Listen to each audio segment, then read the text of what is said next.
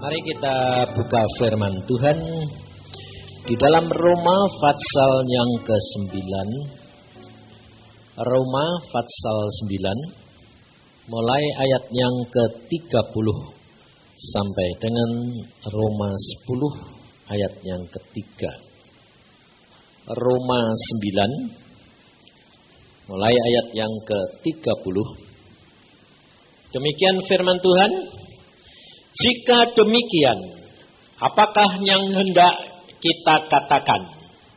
Ini, bahwa bangsa-bangsa lain yang tidak mengejar kebenaran telah beroleh kebenaran, yaitu kebenaran karena iman. Tetapi bahwa Israel sungguh pun mengejar hukum yang akan mendatangkan kebenaran, tidaklah sampai kepada hukum itu. Mengapa tidak? Karena Israel mengejarnya bukan karena iman, tetapi karena perbuatan. Mereka tersandung pada batu sandungan. Seperti ada tertulis, sesungguhnya aku meletakkan di Sion sebuah batu sentuhan dan sebuah batu sandungan, dan siapa yang percaya kepadanya tidak akan dipermalukan.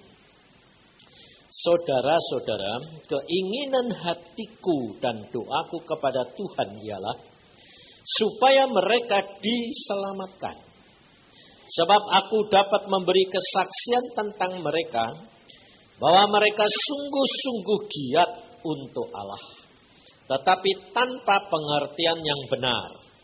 Sebab oleh karena mereka tidak mengenal kebenaran Allah, dan oleh karena mereka berusaha untuk mendirikan kebenaran mereka sendiri, maka mereka tidak takluk kepada kebenaran Allah.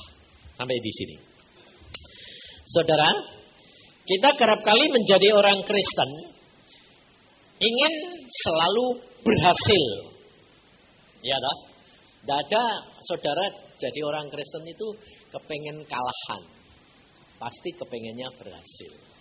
Kepengen saudara adalah janji-janjinya digenapi. Betul enggak? Hah? Semua toh? Tapi Tuhan itu bohong apa enggak? Enggak toh? Tapi kenapa saudara enggak ngalami kegenapan janji? Contohnya, yang sakit enggak sembuh-sembuh. Yang kekurangan enggak jadi kelimpahan. Ya toh? Kenapa? Karena kita tidak menyadari, saudara, bahwa orang Kristen ini kembali lagi seperti pengalaman orang Israel. Dan selama dunia ini mulai dari diciptakan oleh Tuhan, sejak manusia jatuh dalam dosa, sebetulnya siklus manusia itu semua problemnya sama. Dari kejatuhan kepada kejatuhan sampai kepada Kristus, baru ada perombakan. Tetapi kita kerap kali tidak dapat menikmati apa yang Tuhan sudah adakan perombakan ini. Mengapa? Karena firman Tuhan berkata di dalam Roma 9 ini, ayat 30 ini, apakah yang hendak kita katakan ini? Bahwa bangsa-bangsa lain yang tidak mengejar kebenaran telah beroleh kebenaran, yaitu kebenaran karena iman. Nah, orang Israel ini jatuhnya kembali kepada perbuatan. Memang iman tanpa perbuatan itu mati. Jadi iman mesti diimbali dengan perbuatan. Tapi jangan dibalik. Kembali ke perbuatan baru ngimani. Nah, ini salah satu contoh saya buktikan. Saudara jadi orang Kristen ini hidup dalam iman atau dalam perbuatan? Hah? Iman tok? Nah, nggak bisa. Iman dan perbuatan. Nah, tapi selama ini saudara itu jalan dalam iman atau perbuatan? Saya buktikan sekarang. Jawab dewek ya. Saudara baca Alkitab. Semua baca toh? Baca. Ngerti dulu baru diperbuat atau baca ngerti tidak ngerti buat? Ayo, sekarang ini loh, kamu jawab dewek-dewek. Gak usah mengalai nyatanya kamu ini sekarang ini bagaimana? Baca, ngerti dulu baru berbuat, atau baca, ngerti nggak ngerti berbuat. Sekarang ini baca, ngerti dulu baru. Nah, itu iman pada? Bukan iman. Jadi selama ini saudara itu sebetulnya berjalan dalam iman pada? Enggak. Makanya enggak jadi-jadi, enggak ngalami apa-apa. Tapi enggak ngerti. Makanya itu Alkitab berkata, saudara orang Israel itu giat luar biasa. Tapi menurut pengertiannya sendiri, enggak sampai saudara. Enggak sampai. Sama dengan kamu. Giat persekutuan, baca Alkitab, berdoa, puasa. Tapi kok enggak ngalami janjinya Tuhan, enggak digenepi semua. Kenapa? Beriman. Kalau ditanya, sudah beriman? Beriman. Yakin. Tapi enggak sadar bahwa tindakan yang dilakukan tiap hari itu enggak beriman. Enggak sadar, saudara. Tetapi yang masuk adalah perbuatan. Karena apa? Tuhan Yesus pesan sama Thomas. Lebih berbahagia orang yang percaya meskipun pinter toh, ngerti. Tapi kenyataannya kepengen lihat dulu atau percaya dulu. Pernah jadi ngalami semua itu karena itu masalahnya. Saudara tidak tahu bahwa saudara itu ternyata balik kepada pengalaman orang Israel. Pada waktu saudara dan saya bertobat, umpamanya, ya lah, bertobat, dilayani seorang hamba Tuhan. Karena apa? Biasanya itu bertobat karena masalah, karena sakit, atau karena malah kebahagiaan. Masalah, tidak ada orang, ya ada sih ada. Diberkati malah bertobat itu ada. Tapi sedikit. Nah, rata-rata semua itu karena masalah, betul? Ya. Nah, waktu saudara bertobat, lalu di Injil dikatakan, percaya Yesus, kamu akan selamat. Pasti ada jalan keluar. Lalu orang yang bertobat ini berkata, ya sudah, karena pepet. Ya toh, jalan apa saja sudah dicoba, tidak ada. Terus bilangnya apa? Ya sudah, aku percaya. Nah, percaya itu ngerti dulu atau dia ngerti, tidak ngerti, pokoknya percaya. Nah, itu orang yang baru bertobat, ngerti, tidak ngerti, karena kepepet. Betul tak? Jadi nerima tak? Nerima. Jadi enggak? Jadi. Tapi kalau nanti saudara sudah diberkati, sudah mulai baca Alkitab, mulai ngerti firman Tuhan, loh, kamu kembali lagi pada pertobatan pertama atau kembali lagi ke zaman hikmat dunia? Nah ini salahnya, makanya banyak orang Kristen bilang sama saya begini, Pak, saya pertama kali bertobat, tuh pertolongan Tuhan, jawaban Tuhan luar biasa. Tapi setelah baca Alkitab, saya bilang, kok malah Tuhan ini tidak ngomong ya Pak? Saya doa-doa tidak dijawab, kemudian masalah saya tambah banyak. Sampai akhirnya gepeng lagi. Lalu aku bilang, karena kamu salah. Dan ini kesalahan orang Kristen, hampir 90% orang Kristen. Di situ letak kesalahannya. Bahwa bangsa Israel mengejar kebenaran dengan perbuatan dan hukum, tapi tidak sampai. Kenapa? Dengan pengertiannya sendiri. Tetapi orang beriman, orang-orang yang tidak mengejar kebenaran, sampai karena iman, percaya. Meskipun tidak lihat. Nah, kita kerap kali berubah, saudara. Berubah percaya.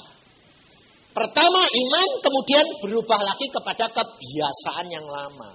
Lihat dulu, ngerti, baru percaya. Itu hikmat dunia.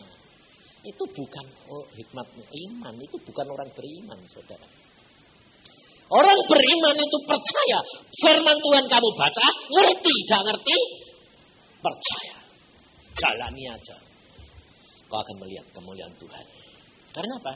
Memang Tuhan itu tidak bisa dipikirkan, saudara. Dan Alkitab berkata selalu baru.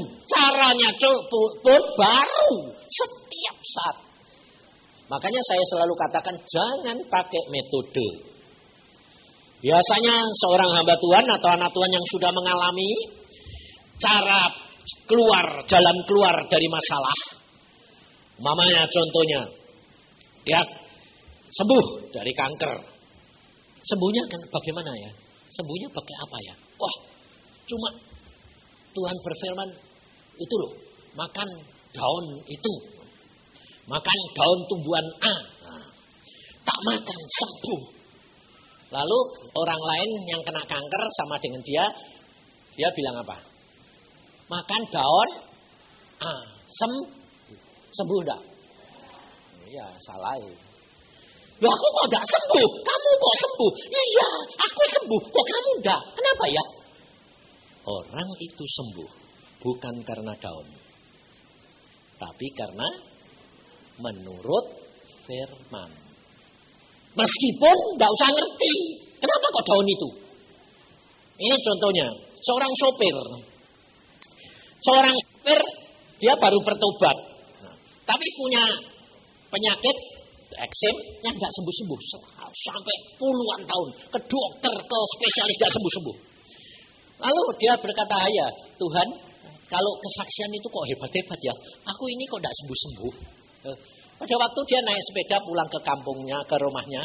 Cuma Tuhan ngomong, ngambil saja daun yang kamu lewati di rumahmu itu. Tempelkan aja. Kunyah-kunyah masukin, tempelkan aja. Dia enggak peduli, nurut aja. Ambil kunyah-kunyah, tempelin. Sembuh sempurna dalam waktu 3 hari, ngelokop, beres. Lalu tiap orang nanti di kampung dikasih tahu apa? Tiap korengan, tiap telan, ambil daun kunyah-kunyahnya. Lu kok enggak sembuh-sembuh? Nah ini kenyataan hidup saudara dan saya itu kerap kali begitu. Makanya saudara enggak ngalami.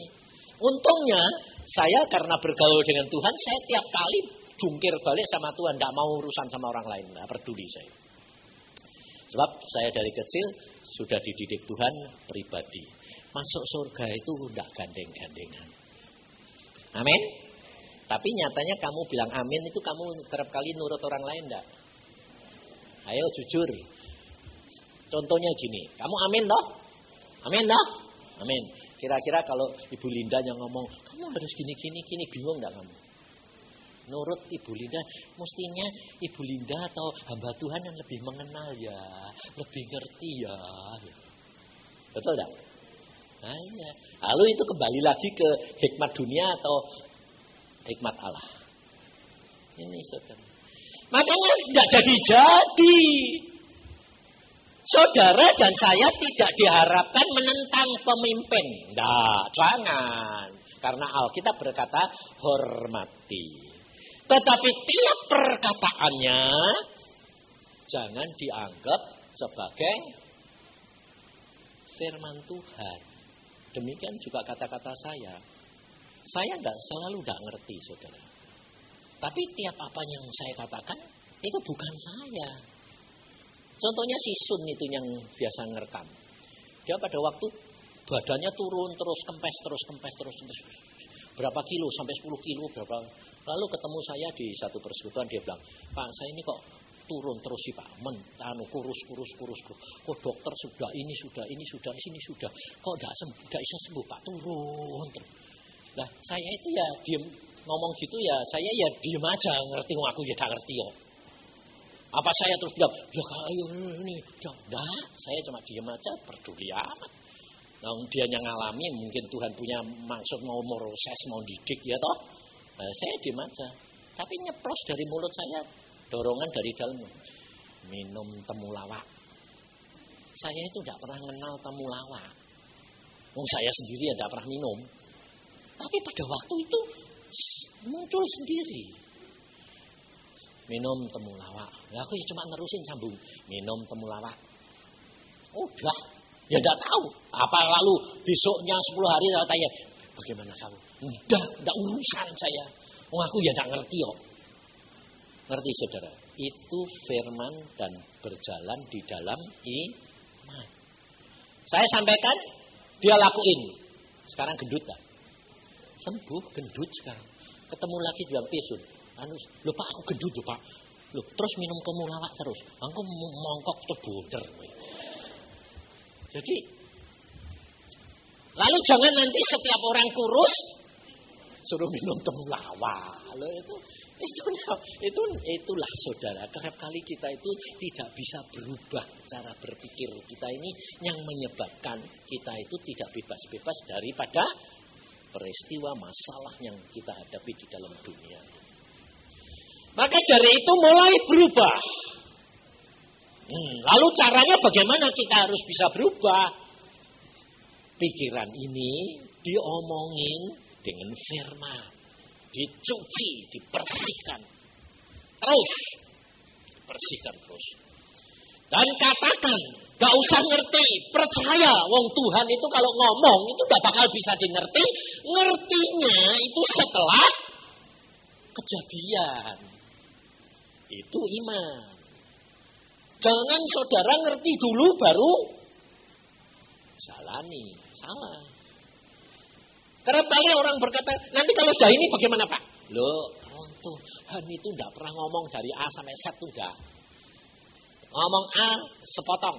Jalanin, baru nanti B. Saudara tahu, saya itu dari rumah itu sembahyang terus bilang gini, Tuhan, ini jadwal kok Linda bikin kok padete sampai kok ini anggapnya aku ini usah muda apa piye sih Tuhan.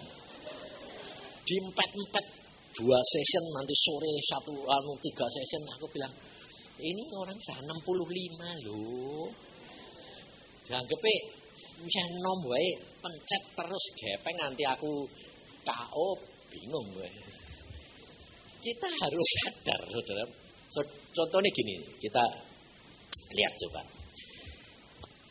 Di dalam Yesus itu segala sesuatu mungkin, betul? Amin.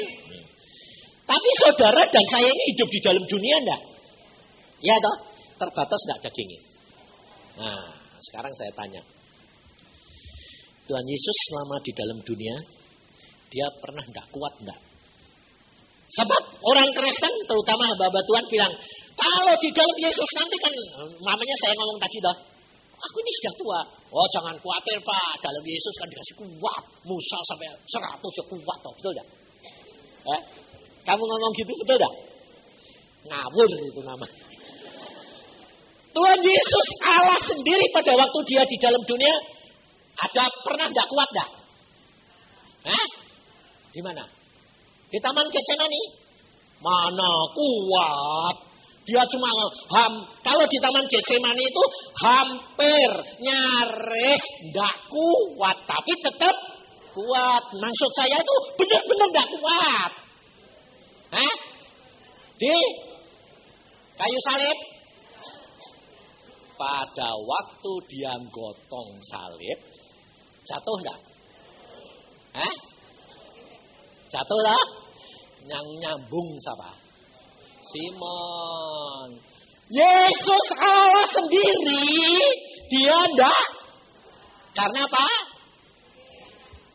Daging, saudara. Jiwanya kuat, rohnya kuat. Tapi dagingnya enggak kuat. Pada waktu dia gotong kayu salib, di tengah jalan jatuh, saudara. Enggak kuat lagi. Lalu prajurit-prajurit itu memaksa Simon gotong salibnya Yesus sampai di atas gunung Golgota. Sebab hal ini saya alami, saudara. Saya kalau tidak mengalami hal seperti tidak pernah melintas, saya pikir Yesus mesti kuat, betul? Saya juga begitu. Padahal saya baca ini ratusan kali, tapi Tuhan saya tidak pernah melintas ngerti kalau Tuhan Yesus juga tidak kuat. Pikir saya mesti kuat. Pada waktu Desember tahun yang lalu, dari jam 9, saya disuruh mengurapi anak-anak Tuhan. Sekitar kira-kira 1.500. Dan ternyata kalau 1.500 mungkin masih kuat. Sebab sampai jam 3 belum selesai. Ternyata selesainya setengah 5. Tapi jam 3 saya sudah KO, mau muntah, mau pingsan. Sampai saya bilang, loh Tuhan, kok aku udah kuat. Tuhan ngomongnya gak enak. Apa kamu kira aku kuat? Kaget aku. Lo bayangin saudara. Saya bilang, lo Tuhan kok gak kuat? Kan ini melayani engkau. Kasih kekuatan gitu toh. Iya toh? Pikiranmu gitu toh? Sama sama aku dulu. Gak kuat saudara. Mau muntah teman. Wes gak kuat. Waduh mau muntah ini. Mau pingsan. Saya bilang sama Nani. Kamu sambung. Siapa yang harus nyambung? Kamu. Udah kamu. Saya mesti masuk kamar. Tiduran. Kalau aku terusin. Mati di tempat. Tapi Tuhan berkata. Saya bilang Tuhan kok gak kuat? Apa kira kamu aku kuat? Loh. Kamu gak kuat? Enggak. Sama dengan kamu. Kapan aku bilang itu? Pada waktu aku gotong kayu salib. Oh iya, pantesan Simon suruh nyambung gotong. Jadi engkau juga tidak kuat. Tidak kuat. Karena apa? Daging lemah. Maka dari itu Tuhan mengatakan, aku beri kamu Roh Kudus supaya kamu dipimpin dia dalam seluruh kebenaran. Kebenaran ini adalah apa yang kamu harus lakukan di dalam dunia dan semua berkenan di hatinya Bapa di surga. Jadi jangan pakai ini konsep. Saya sendiri sampai waktu itu masih punya konsep di dalam Yesus kuat. Ternyata loh kok gak kuat lah. Kalau sudah gitu lemah enggak? Lalu kalau sudah ngalami enggak kuat gitu, lalu KO enggak? Kecewa enggak? Kalau tidak dijawab Tuhan, saya pasti kecewa. Tapi Tuhan menjawab. Jawabnya enggak bilang, oh kamu udah bakal kuat. Enggak. Enak aja dia bilang, apa kamu kira aku kuat? Kaget kan. Di situ saya sadar bahwa ternyata Tuhan itu luar biasa. Dia pada waktu di dalam dunia dia menyatakan bahwa aku manusia tulen. Sama dengan engkau dan saya. Jadi engkau dan saya harus belajar dari kehidupan Yesus hari demi hari. Kekristenan bukan cuma hari Minggu atau persekutuan. Tapi di dalam rumah tangga kami. Hari demi hari. Itu kekristenan berjalan dengan Yesus. Dengan pimpinan Roh Allah Kudus. Berjalan di dalam firman-Nya. Firman-Nya adalah firman kebenaran. Dan dialah yang akan menyucikan, menguduskan. Dan saudara, tidak usah mesti ngerti dulu. Sebab apa? Firman ini tidak pernah terbatas. Luar biasa. Dikatakan firman yang hidup selalu berkembang. Tidak bisa dideteksi. Yang dibutuhkan saudara dan saya percaya. Dan lakukan di dalam iman. Maka saudara dan saya akan mengalami luar biasa. Luar biasa bersama dengan Yesus. Dan semua janji Yesus digenapi. Pasti. Makanya saya berani mengatakan karena saya mengalami semua saudara. Tetapi harus dirubah cara berpikir kita. Nah, untuk bisa mengubah cara berpikir itu hanya dapat kalau saudara belajar firman dan peka terhadap pimpinan Roh Allah Kudus. Makanya itu saudara mesti belajar bicara. Pertama saudara bertobat, Roh Allah Kudus sudah masuk, saudara sudah dibaptiskan, saudara sudah terima pembaptisan dan saudara Roh Allah Kudus masuk, saudara harus menyadari bahwa selama Roh Allah Kudus itu masuk dalam diri saudara harus memperhatikan dia. Agungkan dia. Akui dia. Setiap hari. Lalu saudara harus berjalan dengan dia. Ngomong dengan dia. Nah, saudara mungkin tanya, ya Pak aku sudah ngomong tapi tidak dijawab lah. Kalau saudara ngomong gini ya, aku sudah ngomong tapi tidak dijawab. Lalu saudara menantikan jawaban toh? Ya toh? Jadi kalau tidak dijawab, kecewa enggak? Ayo. Nah dia bilang, rodok kecewa. Nah Ini salah satu hal yang saudara saya katakan. Ternyata saudara juga jalan dengan Tuhan masih pakai pikiran. Kalau pakai pikiran berarti pakai kemauanmu. Jadi Tuhan yang kamu atur. Loh, Tuhan mau jawab enggak itu? Tuhan itu maha tahu enggak? Ayo. Kamu Tuhan itu enggak cerewet. Nah, kamu ini selalu kepinginnya apa? Kalau tanya langsung itu cerewet. Tuhan itu tidak pernah cerewet. Tuhan itu lihat kamu berdoa toh, tapi Tuhan lihat. Oh, nanti setelah ini dia sudah berdoa minta pimpinanku, tapi Tuhan lihat. Oh, yang kamu lakukan besok nanti, oh yang kamu doakan itu sudah benar. Perlu dijawab enggak? Lah kok minta jawaban? Kok ngerti kowe? Kalau Tuhan lihat, oh dia sudah doa umpamanya, Tuhan tolong aku mau pergi ke sini. Ya Tuhan tolong sertai ya Tuhan lah. Tapi doamu bilang gini, Tuhan aku mau pergi sini, boleh enggak ya? Lalu Tuhan lihat, oh baik itu pergi sana baik. Ya sudahlah, perlu jawab enggak? Enggak toh? Nah, kalau Tuhan bilang, wah ini enggak baik ini. Perlu jawab enggak? Belum tentu. Ngawur kamu masih ngatur meneh itu namanya ngatur lagi. Ngatur lagi itu. Karena apa? Loh sudah tahu, enggak bener kok dibiarke loh. Kalau kamu tidak dididik dibiarke ngalami, kamu taunya itu bener apa enggak bagaimana? Jadi saya bilang belum tentu. Jadi kadang-kadang dibiarkan karena apa? Oh harus ngalami nih. Tidak ngalami kayak gitu nanti karpe dewek terus itu. Nah, nanti maunya gini. Ya. Nah, itu jadi robot. Nah, itu.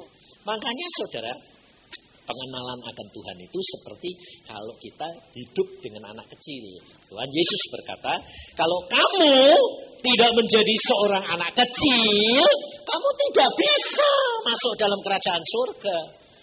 Karena anak kecil itu nurut bapak ibune tanpa mengerti. Itu iman, saudara.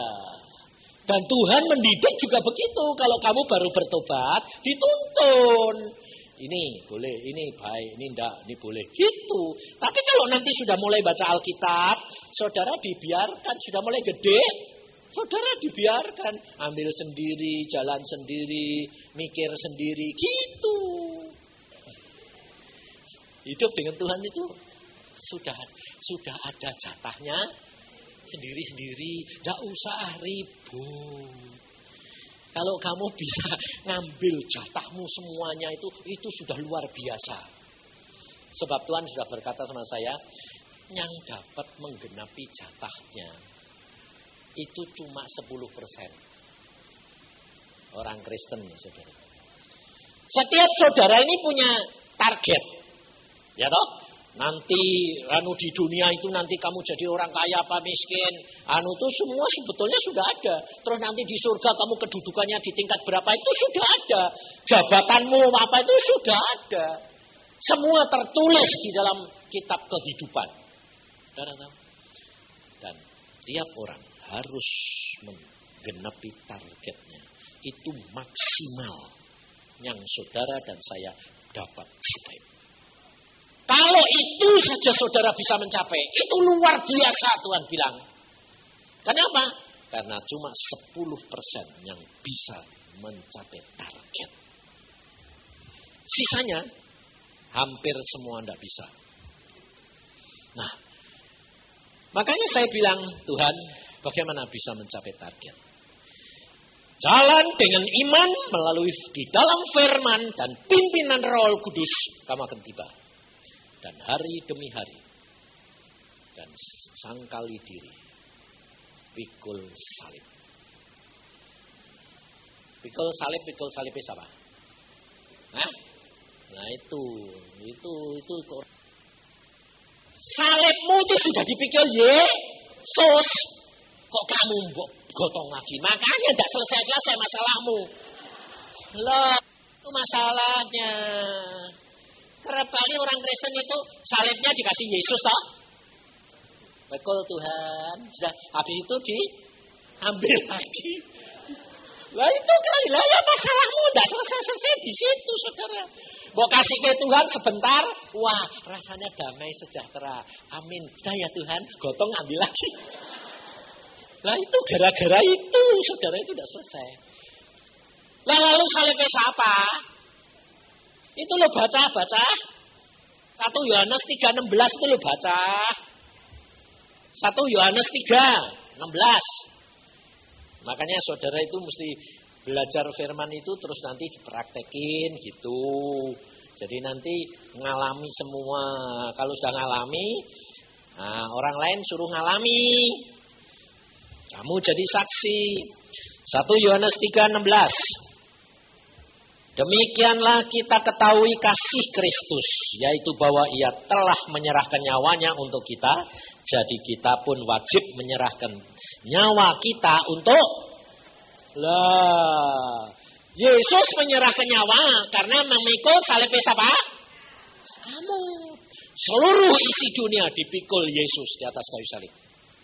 Yesus bilang apa? Seperti yang aku lakukan, kamu lakukan. Nah, kamu harus mengikut Yesus, sangkal diri dan pikul salib. Salibnya siapa? Saudara-saudaramu. Beri, maka kamu akan diberi. Masih mbok gotongi salibmu dhewe. Ya Tuhan Yesus, sangkal diri. Sudah Tuhan. Pikul salib. Sudah. Salibnya siapa? Salibku. Loh, siapa yang nyuruh? Loh, salibmu sudah tak gotong kok. Kamu gotong lagi.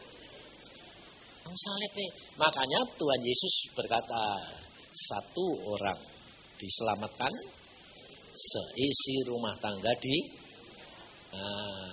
bagaimana isi rumah tangga bisa selamatkan kalau tidak ada satu orang yang pikul salib? Lalu kamu mungkin ngomong, loh salibnya saudaraku kan sudah dipikul Tuhan juga. Loh, nah dia belum percaya kok. Yesus bukan nyalib, bukan mikul lagi. Yesus mikul salib seluruh isi dunia yang percaya. Yang enggak percaya, ya enggak bakal dipikul. Kalau dipikul, orang enggak percaya masuk surga, betul? Yang dipikul siapa? Yang percaya. Nah, sekarang saudaramu belum percaya, yang harus mikul siapa? Kamu, jangan Yesus. Lalu dia bahkan mikul Yesus, kamu mikul punyamu dewek loh itu. Ya kamu tidak selamatkan. Ya dah. Nah, pada waktu itu Indri, Tuhan ngomong sama saya gitu, saya diam aja saudara. Tahu-tahu Indri bilang, Pak, kenapa? Doain saya Pak.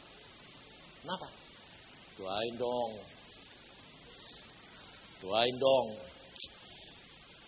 Oh ya sudah, karena Tuhan sudah ngomong jadi saya mau. Kalau Tuhan tidak ngomong, enggak, doa dewek. Saya orangnya tidak peduli. Saya doa, bakar Tuhan, bakar Tuhan. Bakar ini orang perlu dibakar, terus dibakar. Bengong dia. Terus aku bilang, kamu frustrasi dah? Iya. 7 tahun Tuhan bicara langsung. Sejak ini Tuhan jarang bicara. Frustrasi saudara. Kenapa? Karena saya bilang itu tahap pertama 7 tahun Tuhan bicara karena kamu sedang dipakai dan kamu masih kanak-kanak. Kalau nanti kamu sudah mulai dewasa, Tuhan jarang ngomong. Kenapa? Sudah mulai belajar harus mengerti sendiri. Kalau nanti tahap kedua sudah selesai, kamu tetap setia dalam jalan dengan iman dan di dalam firman dan pimpinan Roh Kudus, maka tahap ketiga Tuhan hampir tidak pernah bicara, tapi kamu harus mengerti hatinya Tuhan. Itu baru sahabat Yesus. Makanya saya katakan selalu, pertama kamu bertobat, kamu diangkat menjadi seorang anak angkat. Setelah itu kamu akan dididik menjadi seorang pelayan, mulai melayani, tetapi harus hidup tetap di dalam firman. dan pimpinan Roh Allah. Setelah melayani, engkau lulus, kamu akan dididik menjadi seorang hamba. Hak-hakmu mulai dipretelin sama Tuhan. Diambil. Sehingga seolah-olah saudara mau minta apa tidak bisa, minta ini tidak bisa. Karena apa? Karena hak-hakmu mulai diambil. Kamu bukan milikmu, tapi milik Yesus. Setelah menjadi seorang hamba kamu lulus, baru kamu dididik lagi menjadi seorang budak belian. Tidak punya hak sama sekali dalam hidup. Segala sesuatu maumu apa Tuhan, terserah kepadamu. Enak gak enak, ngucap syukur. Kalau sudah begitu, lulus baru Tuhan berkata, engkau bukan lagi hambaku, tapi engkau sahabatku. Dan segala sesuatu diberitahukan oleh Tuhan.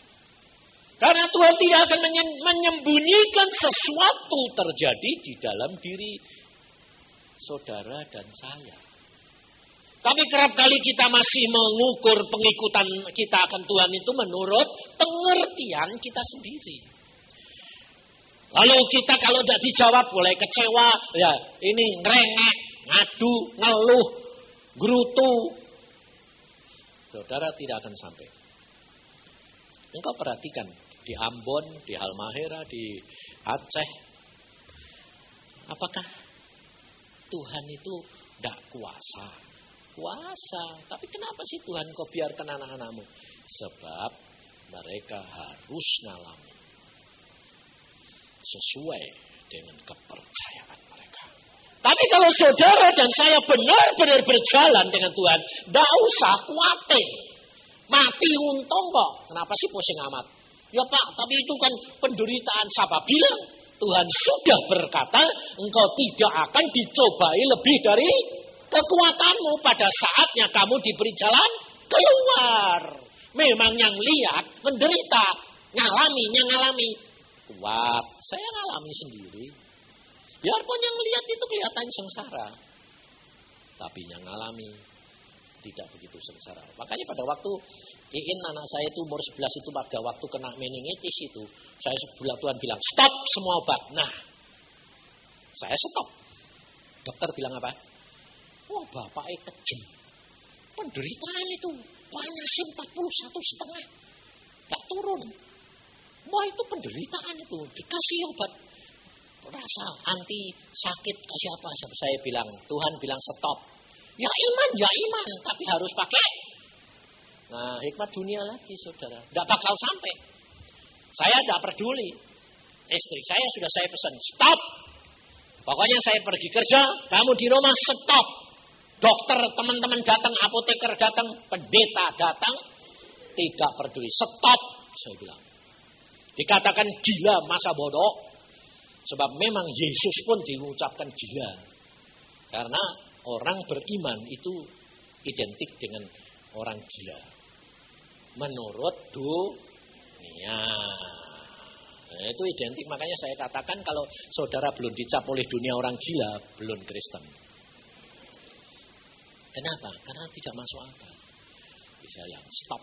Nah, kalau sudah di stop, itu jangan saudara pikir, wah sudah nurut Tuhan pasti lebih baik. Salah lagi. Ini loh saudara, ini yang bisa yang jerat ini. Lebih parah. Tapi Tuhan berkata, iman itu percayakan sesuatu yang belum kelihatan. Biarin. Dilihat tambah parah, mau mati ya ben masa bodoh. Nanti mati ya malah bangkit, peduli amat. Coba saudara, bapakmu orang beriman enggak? Abraham itu orang beriman enggak? Ya. Menantikan Iska anaknya berapa tahun? 25 tahun. Dikasih 1. Padahal janjinya apa? Abraham, anak cucumu akan seperti bintang di langit. Terbatas enggak? Ya, dihitung bisa enggak? Tapi dikasih. Nah, padahal pada waktu kalau saudara dapat bilang, aku akan jadikan kamu orang kaya. Terus kamu bilang apa? Wah, mana? Omongannya pas-pasan. Kapan? Nah itu batasi Tuhannya di situ saudara. Dikasih cuma satu. Udah dikasih satu, sudah seneng. Lalu Tuhan berkata, anakmu satu itu loh. Satu toh. Cuma satu toh. Iya satu. Bawa ke Moria. Sembelih. Korbanin. Sembelih loh. Korbankan di atas Gunung Moria. Ayo. Kalau kamu pikir, pasti bilang apa? Oh itu pasti bukan Tuhan. Kalau Abraham mikir kayak kamu, tidak jadi bapak orang dan Abraham pinter. Dia tidak memberitahukan istrinya. Karena istrinya itu setan bantal. Setan bantal? Sebab nanti kalau diomongin, apalagi anak cuma satu ya toh. Yang diharap-harap. Lalu bilang apa? Ya mestinya bukan Tuhan dong Pak. Kok bertentangan? Wah masuk. Kalau sudah masuk, suami hatinya persis Adam. Enggak apa-apa ya, makan, bubar. Adam luar biasa. Abraham. Nah gitu, kalau dengar salah itu langsung gitu loh. Jangan teling wae. Abraham luar biasa. Dia tidak memberitahukan istrinya. Karena watak ibu, sifat ibu beda sama sifat bapak. Sebabnya apa? Ibu yang ngandung, ibu yang melahirkan, ibu yang susah. Makanya kerap kali saudara bilang, aku yang berdoa, aku yang membuat dia bertobat. Tapi kok berkatnya kasih ke orang lain. Lalu dia pergi ke gereja lain. Oh itu bagaimana? Persis kayak gitu. Guling. Itu salah saudara. Ya toh? Kerap kali kalau saudara itu melayani seseorang, maunya berkatnya diambil kamu enggak? Gak boleh. Ada yang menanam, ada yang nyiram, ada yang nabur, ada yang nuai. Kamu kepengen yang apa? Nah itu lagi lihat toh. Mau nih nuai gratisan, kerja ndak mau nih. Oh nikmati itu salah saudara, tidak boleh. Saudara dan saya punya bagian sendiri-sendiri, tidak ada yang sama. Tetapi ingat, ada yang menanam, ada yang menabur, ada yang nanam, menyiram. Saudara tidak harus selalu menuai, saudara tidak harus selalu menanam, saudara tidak harus selalu nyiram. Ada waktunya saudara menuai, ada waktunya saudara nyiram, ada waktunya saudara nanam. Tidak selalu. Maka dari itu yang penting pimpinan Roh Kudus di dalam firman. Nanti kau akan sampai. Karena Tuhan itu luar biasa. Roma 9 ayat yang ke-31. Tetapi bahwa Israel sungguh pun mengejar hukum yang akan mendatangkan kebenaran, tidaklah sampai kepada hukum itu. Mengapa tidak? Karena Israel mengejarnya bukan karena iman, tetapi karena perbuatan. Mereka tersandung pada batu sandungan. Nah, batu sandungannya ini siapa? Ayo, saya tak tanya ini. Batu sandungan yang diletakkan Tuhan itu siapa? Loh, saudara tahu enggak? Enggak tahu? Itu Yesus. Itu Yesus, itu batu sandungannya itu Yesus. Makanya di dalam ayat selanjutnya dikatakan, coba perhatiin ayatnya yang ke-33. Seperti ada tertulis, sesungguhnya aku meletakkan di Sion sebuah batu sentuhan, sebuah batu sandungan, dan siapa yang percaya kepadanya tidak akan dipermalukan. Saudara tahu? Kenapa Yesus diletakkan di tengah-tengah orang Israel menjadi batu sandungan? Karena tidak bisa dimengerti. Contohnya, kelahiran Yesus itu di mana?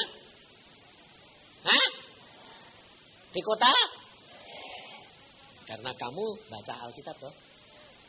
Tapi orang Israel pada waktu orang Farisi dan ahli Taurat zamannya Yesus, percaya enggak Yesus lahir di Bethlehem? Kenapa? Tidak percaya karena apa? Karena Alkitab berkata Yesus itu anak Allah, raja di atas segala raja. Jadi harus lahirnya di raja. Kedua, Yesus pada waktu dia hidup di dalam dunia, dia disebut orang Bethlehem atau Nazaret? Nazaret. Jadi saudara perhatikan, kehidupan Yesus itu menjadi batu sandungan. Kenapa?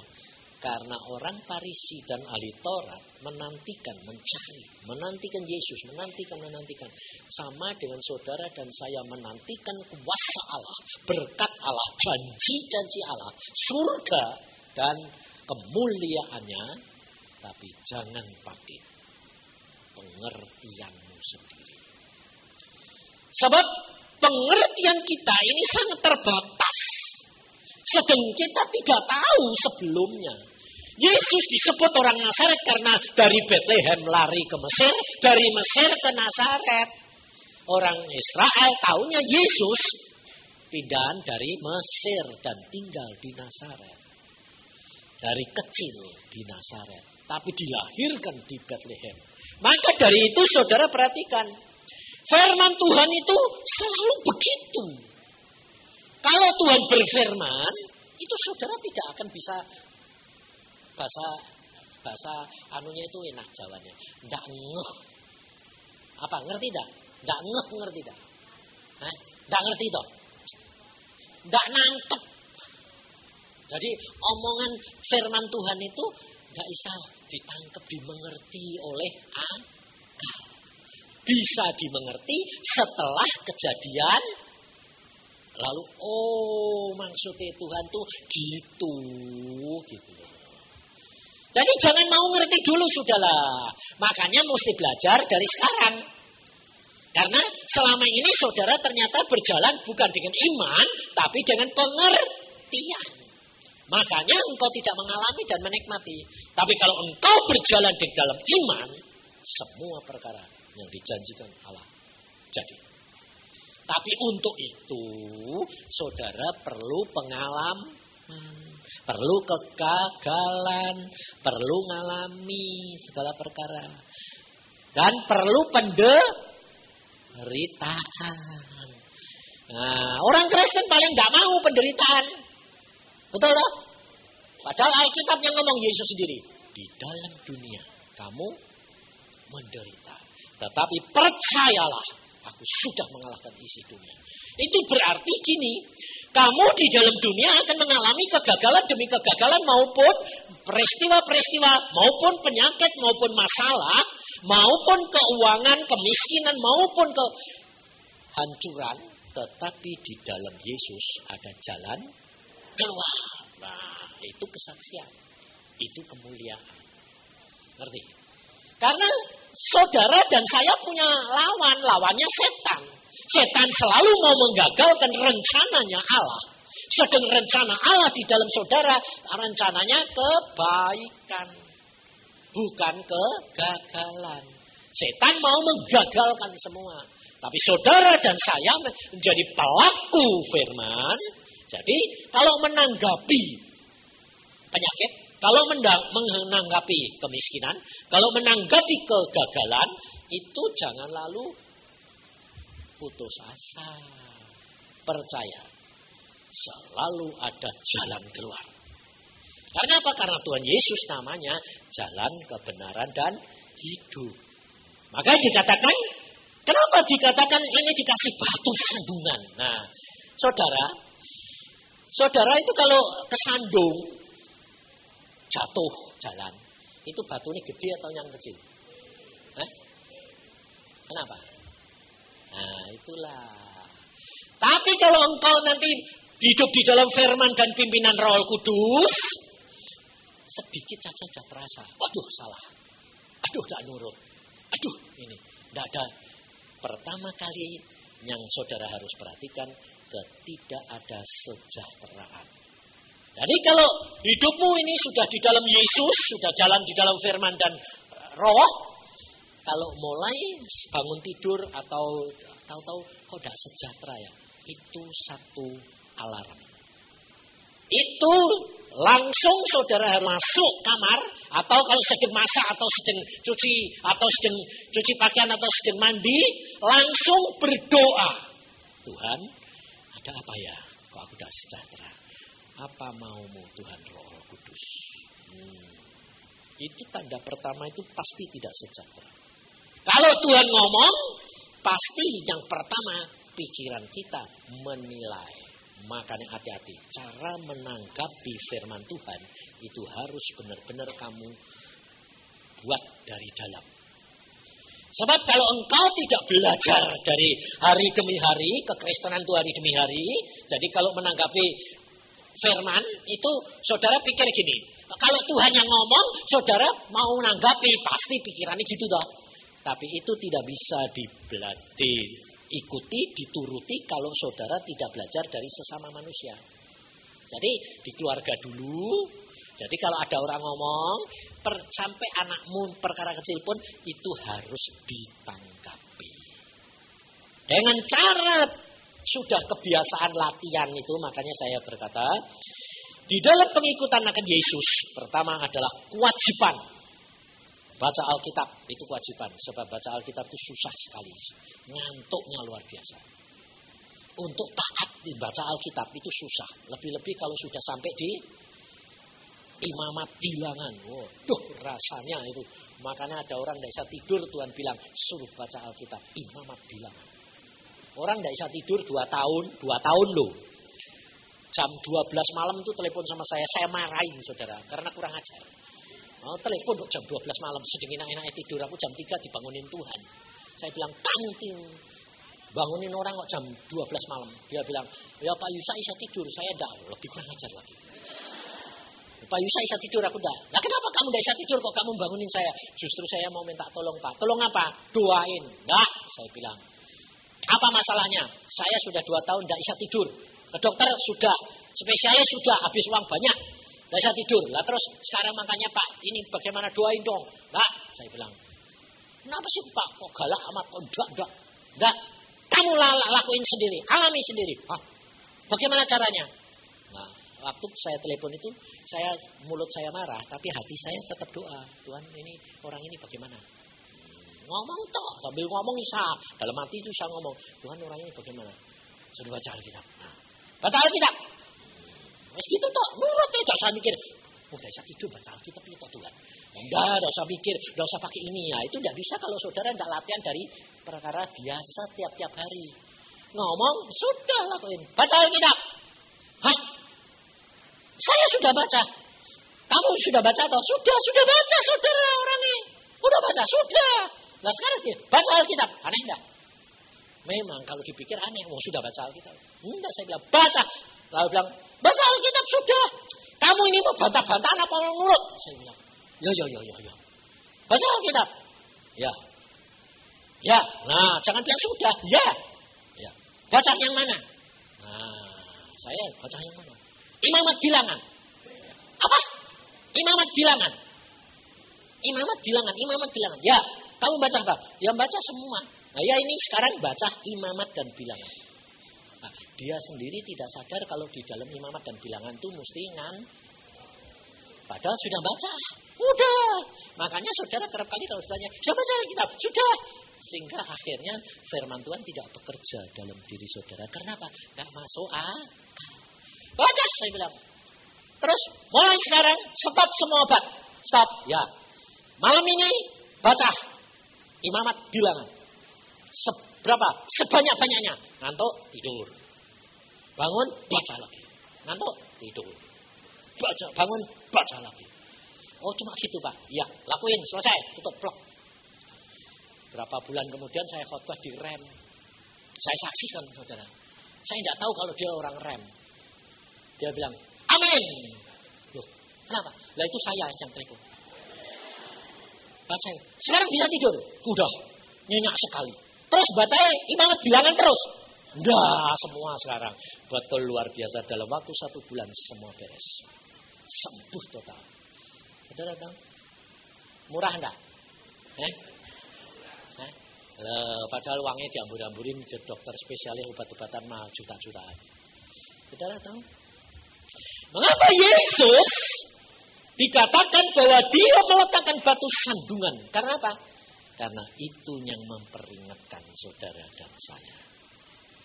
Jadi setiap kali engkau mau berpikir salah, kamu mau berbuat dosa, Yesus ada di depan dan kamu pasti kesandung.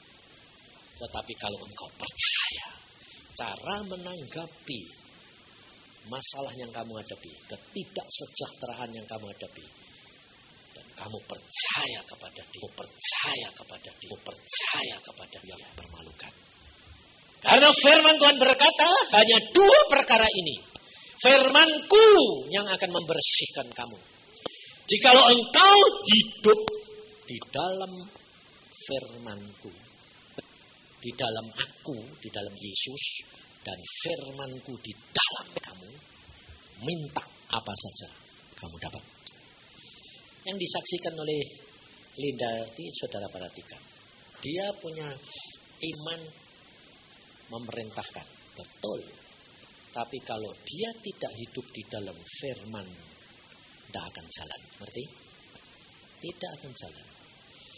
Sebab Yesus mau melakukan apa yang kamu ucapkan kalau engkau berjalan di dalam firman-Nya. Dan luar biasa saudara, sebetulnya kuncinya di sini. Engkau dan saya tinggal berjalan di dalam firman. Nanti Roh Kudus, kalau kamu sudah belajar untuk mengerti, dia akan mengingatkan firman. Demikian firman muncul, itu rema. Itu yang kamu ikuti. Jadi bukan pikiranmu, bukan kehendakmu, tetapi itu adalah kehendak Roh Kudus. Dan itu pasti jadi. Maka dari itu sebetulnya saudara, hidup kita itu sudah ada jaminan.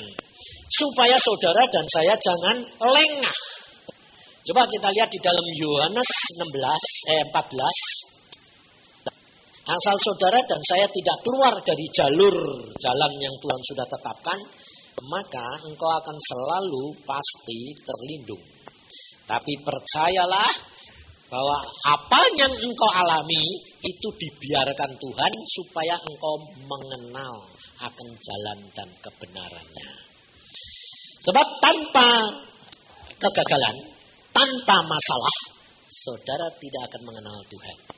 Bahwa Tuhanmu Tuhan yang luar biasa. Jadi menanggapi masalah itu beda loh. Kalau kamu punya masalah, lalu kamu bilang, lah ya Tuhan. Contohnya gini. Kamu dalam kekurangan. Mamanya usahamu sedang kekurangan. Lah ya Tuhan, kalau engkau mau itu kan bisa toh. Gampang toh. Gampang toh. Ya. Tapi kenapa kok Tuhan tidak mau? Masalahnya adalah di dalam diri saudara. Bukan di dalam dirinya Tuhan, tapi di dalam diri saudara sendiri. Karena Tuhan mau supaya saudara lebih mengenal Dia, kamu dipepet kayak begitu. Sebab kalau tidak dipepet, pikirannya jalan terus. Kemauanmu jalan terus. Kehendakmu jalan terus. Padahal, saya sudah katakan, engkau harus menjadi seorang budak dididik untuk melepaskan semua hak-hakmu. Menjadi semua kehendak Bapa. Semua kehendak Bapa. Apa maunya Bapa. Ingat Tuhan Yesus ngomong. Aku tidak dapat melakukan segala sesuatu tanpa Bapa. Yang melakukan di dalam aku. Jadi saudara juga begitu. Saudara tidak akan bisa melakukan apa-apa tanpa Roh Kudus. Tapi memang itu membutuhkan proses. Makanya saya tidak menyalahkan. Ada orang yang baru tumbuh, dia segala sesuatu minta, boleh. Karena ini masih kanak-kanak. Pakai nama Yesus boleh. Lalu sudah mulai dewasa, masih boleh. Kalau sudah diajar dia dewasa, dia tidak boleh menggunakan nama Yesus semena-mena. Tanpa Roh Kudus. Ini tingkatan-tingkatan ini saudara harus tahu. Jadi saudara sekarang ada di mana? Tidak menjadi masalah.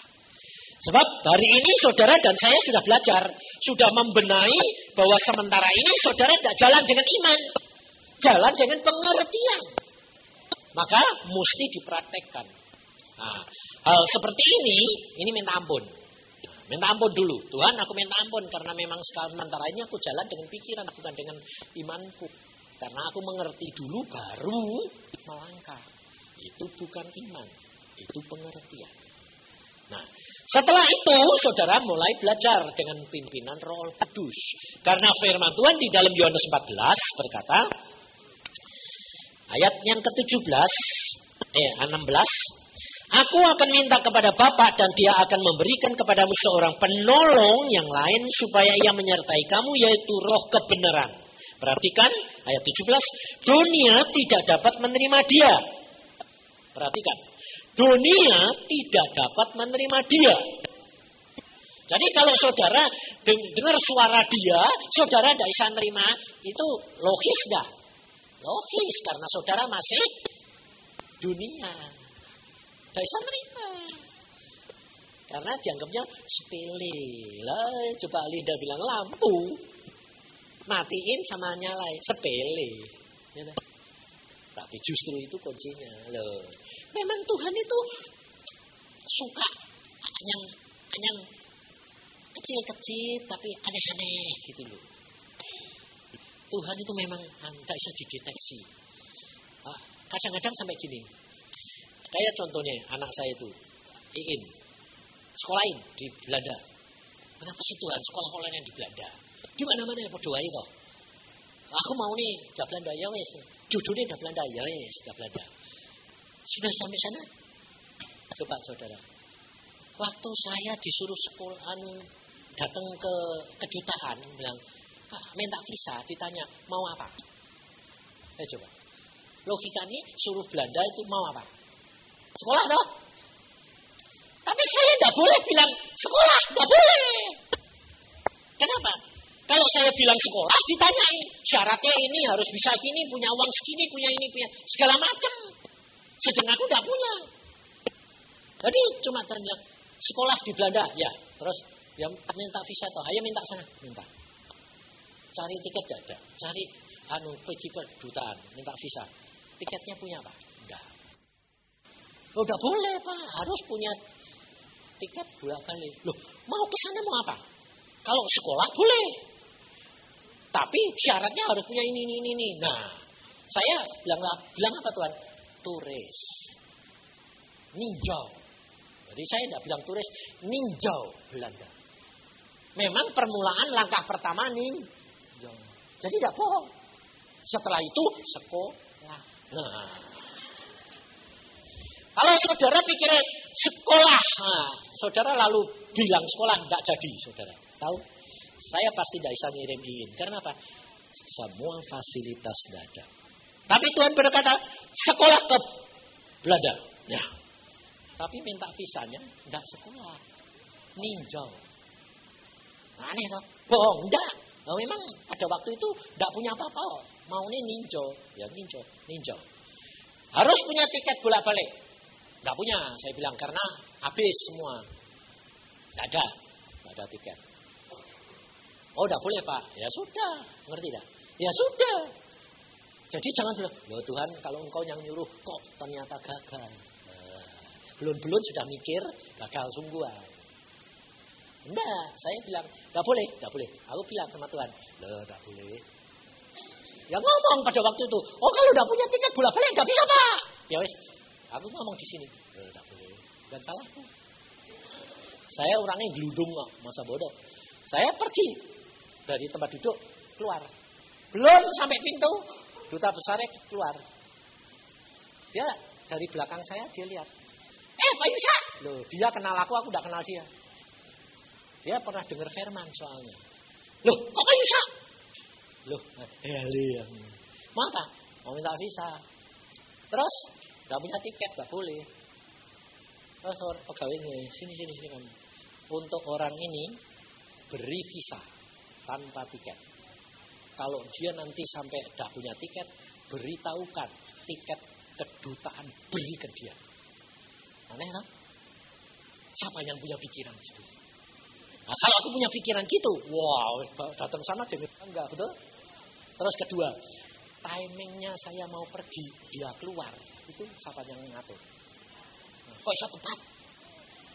Saat dia 3 langkah, aku keluar pintu, tutup. Kok persis di depan pintu? Pak Yusa. Siapa yang ngatur?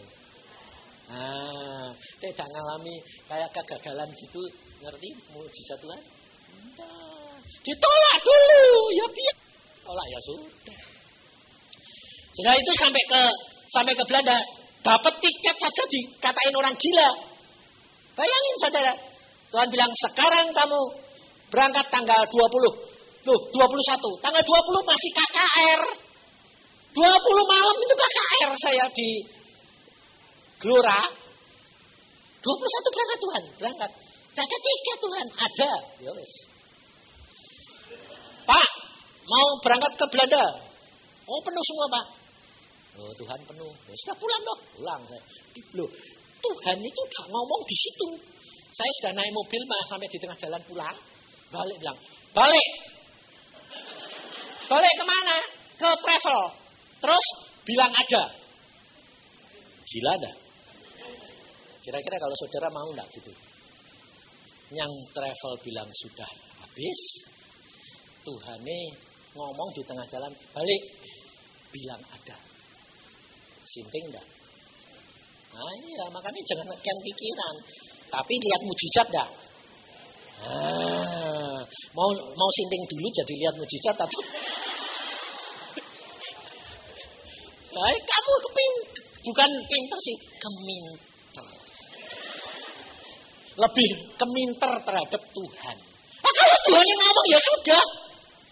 Balik Tuhan, balik. Balik. Ngadep lagi sama direkturnya. Pak, ada. Siapa yang ngomong? Bapakku. Bapakmu siapa? Yesus. Oh. Digituin saudara, gila. Gila, ini gila. Ada, saya bilang. Enggak mungkin, bapak yang jual apa saya yang jual? Saya bilang ada.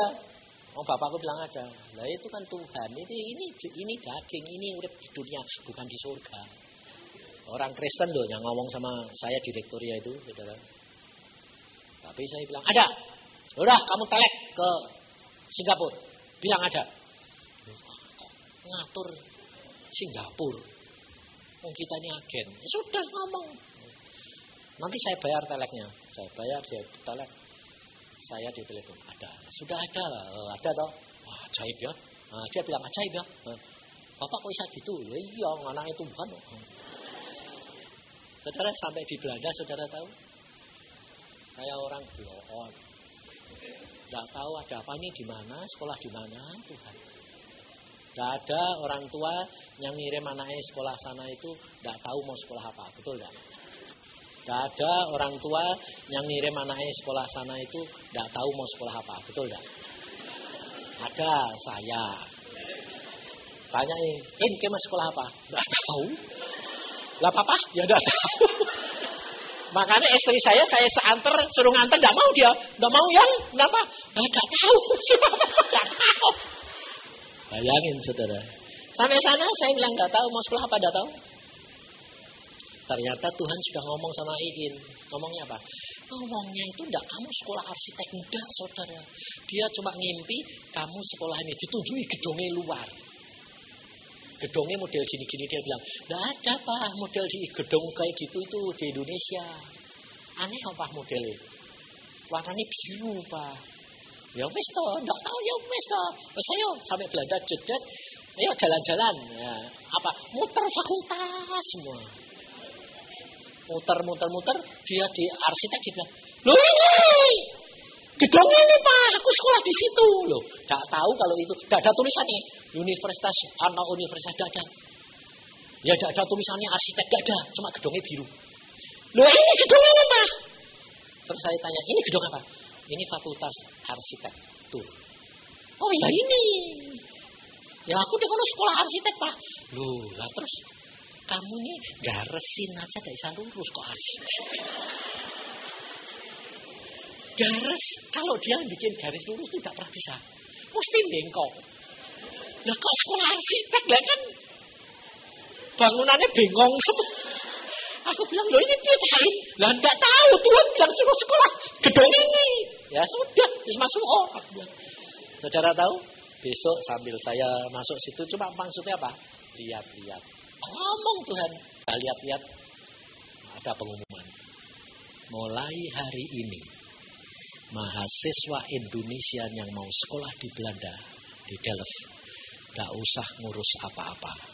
Semua diurus fakultas. Jadi, loh, ada pengumuman hari ini. Pas. Nah, saya tinggal daftar ini. Nah, diurusi semua. Loh, ngerti tidak? Itu caranya Tuhan. Jadi belajar langkah demi langkah dan perkaranya kecil. Ini ibu-ibu ini loh cobaan. Tek masak. Itu nyampur apa pada Isa loh ini. Nyampur apa-apa. Ngomong, Tuhan ini nyampurnya pirosi Tuhan. Garamnya seberapa. Coba. Loh, nanti jamin. Nanti kan hasilnya luar biasa. Oh, kamu tuh mau nih yang gede-gede. Yang kakek keminter. Bu, jangan keminter. Jadilah penurut firman. Sebab apa? Sebab Tuhan Roh Kudus itu rindu bergaul akrab dengan saudara. Segala perkara ngomong.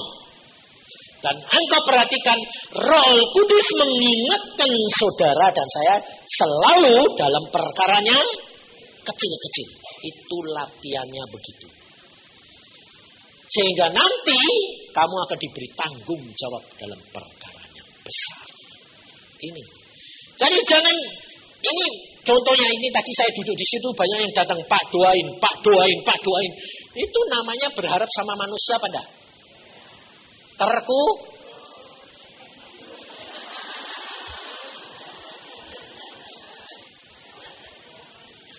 Loh, padahal ngerti toh.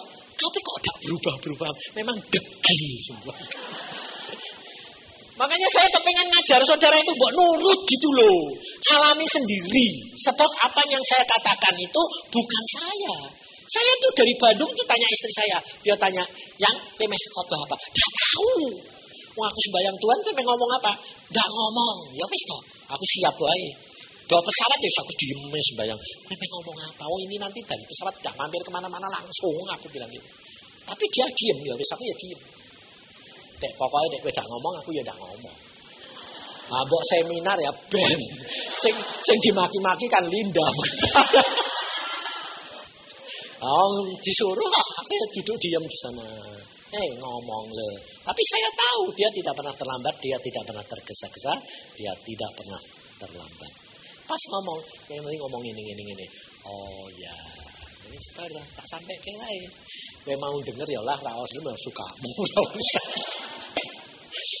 Dan saudara itu luar biasa, makanya itu jalan dengan Tuhan itu luar biasa. Makanya pada waktu itu sudah dapat semua sekolah sudah didaftar loh saudara. Semua sudah tinggal apa? Visanya. Visanya minta sponsor pegawai atau orang pedagang yang gajinya 4.000 gulden. Tidak orang gaji sudah lama tidak bisa nih. Waduh. Ya wes Tuhan, tak tahu siapa Tuhan. Wow, terus temannya bilang ini, wes tanteku, wes omku nih. Aku bilang, pasti tidak mau. Benar, tidak ada yang mau saudara. Tapi saya orangnya tenang. Padahal hari Selasa saya pulang.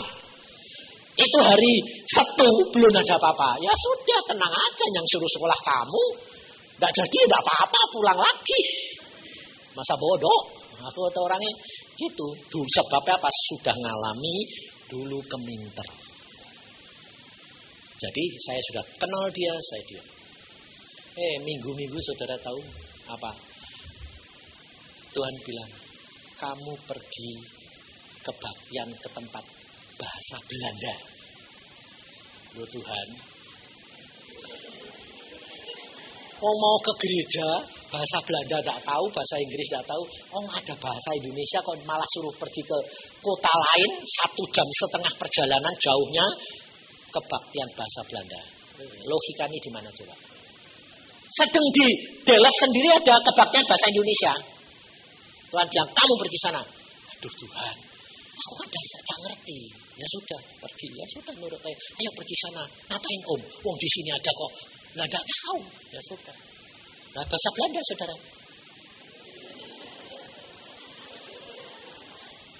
Saudara tahu, kebiasaan yang jelek Tuhan bisa menjadikan berkat. Ngerti? Orang Belanda itu kan tidak pernah bahasa Jawanya glegen toh. Hah? Oh, sebuah arti yang bahasa apa itu? Itu ya kan enggak tahu toh. Itu kan buat orang Belanda kan enggak boleh. Lah aku kan enggak ngerti. Saya ngerti saudara, aku pergi Belanda itu baru pertama kali. Lah saya duduk di belakang sana. Lah ini waduh perutku kok enggak enak. Mau keluar lah desa ditahan keluar. Bayangin saja, semua orang lihat saya. Ayo tak tanyain, dipermalukan pada? Hah? Saudara tahu itu jadi berkat. Kenapa? Teman saya dokter gigi yang sudah 10 tahun lebih di sana, gajinya sudah banyak, duduknya di depan, dia menengok, "Dok, kok payu saya?" Justru karena dia nengok, loh, apa bisa datang? Ya demikian selesai kebaktian. Dia bilang, kamu kok datang sini ngapain? Gak tahu. Ngapain gue? Aku disuruh nyekolah ke anakku, sekarang butuh sponsor. Oh, pantesan. Kenapa? Aku sponsornya. Kenapa? Aku disuruh datang ke kebaktian ini untuk apa ya? Gak ngerti. Oh ya ketemu. Anakmu di mana? Di Delft. Oh ya sudah, nanti saya kirim sponsor dari surat dari Dordrecht. Kotanya jauh, saudara. Loh, saya bilang, loh, kamu di Dordrecht bisa boleh? Loh ya mestinya boleh toh wong sama Belanda nih. Oh ya sudah, dikirim saudara. Senin datang, saya bawa ke polisi. Polisinya bilang apa? Oh enggak bisa. Bayangin, sama. Hah? Tidak bisa. Ini sekolahnya di Delft ya, mesti sponsornya di Delft. Loh kok? Tidak boleh. Ya sudah. Aku mau pergi. Ya sudah. Mau pergi Tuhan ngomong. Tanya sama polisi ini. Aku ya bilang sama yang terjemahin. Tanya sama polisi. Tanya apa Om? Tanya apa? Saudara tahu dia bilang apa? Kamu ini polisi enggak? Tanyaan gila enggak? Dia polisi, saya suruh tanya, kamu polisi enggak? Ayo, orang gila enggak? Hah? Kalau kamu pinter, kamu mau tanya enggak? Enggak bakal lihat mujizat. Saya sambil bawa surat gini. Tanya saja.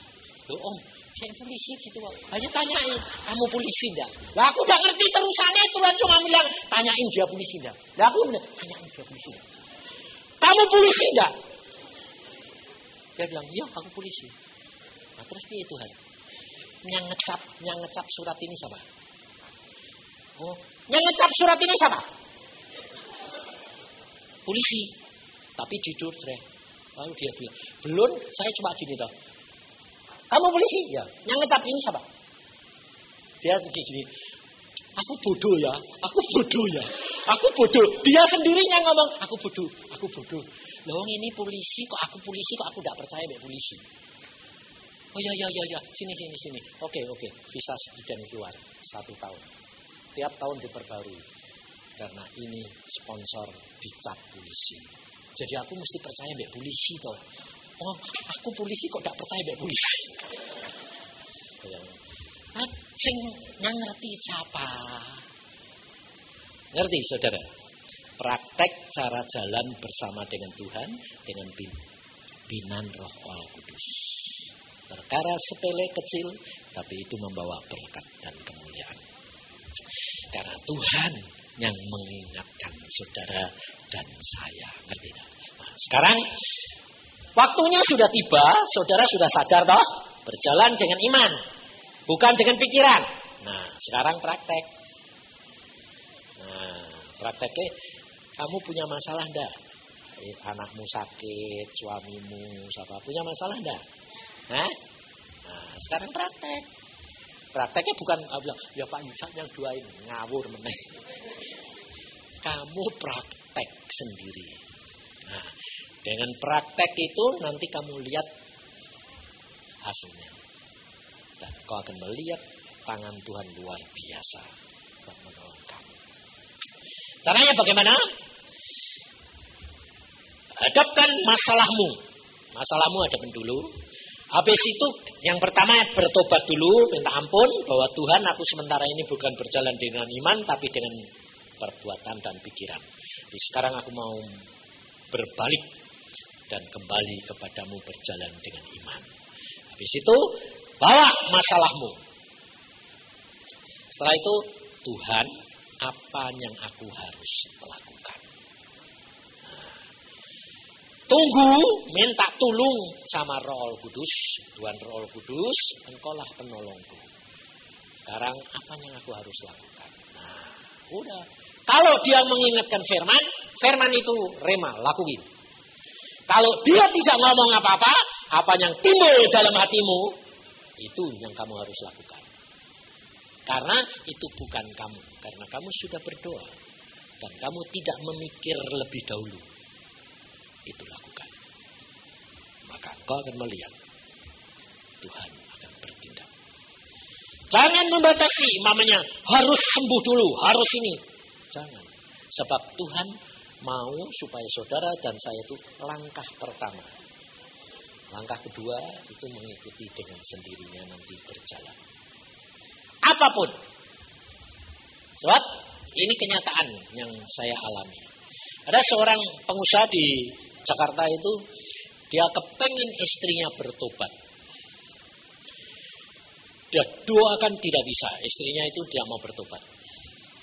Karena apa? Karena istrinya berkata begini, yang penting masalahku selesai. Rumah tidak disita, barang tidak disita. Baru aku percaya, tidak bisa. Saya bilang, kamu tidak usah turuti istrimu, kamu doa puasa. Kamu bersihkan diri lebih dahulu di hadapan Tuhan, dan nanti Tuhan yang berbicara. Sudah dia doa puasa satu bulan, dia nemuin saya. Dia bilang, Pak, bagaimana sudah waktunya belum? Oh, Tuhan yang ngomong, sudah waktunya. Wah, sudah waktunya. Ya, istrimu bertobat. Bagaimana caranya, Pak? Tidak tahu saya. Lalu Tuhan ngomong, nanti sore kamu datang. Nanti sore saya datang. Jam berapa, Pak? Jam 5. Saya tidak ngasih tahu dan saya tidak tahu, saudara. Dia pikirnya baik. Ngasih tahu istrinya. Pak Yusak nanti sore mau datang ketemu kamu. Dia langsung bilang apa? Siapa Pak Yusak? Hamba Tuhan. Tak usir.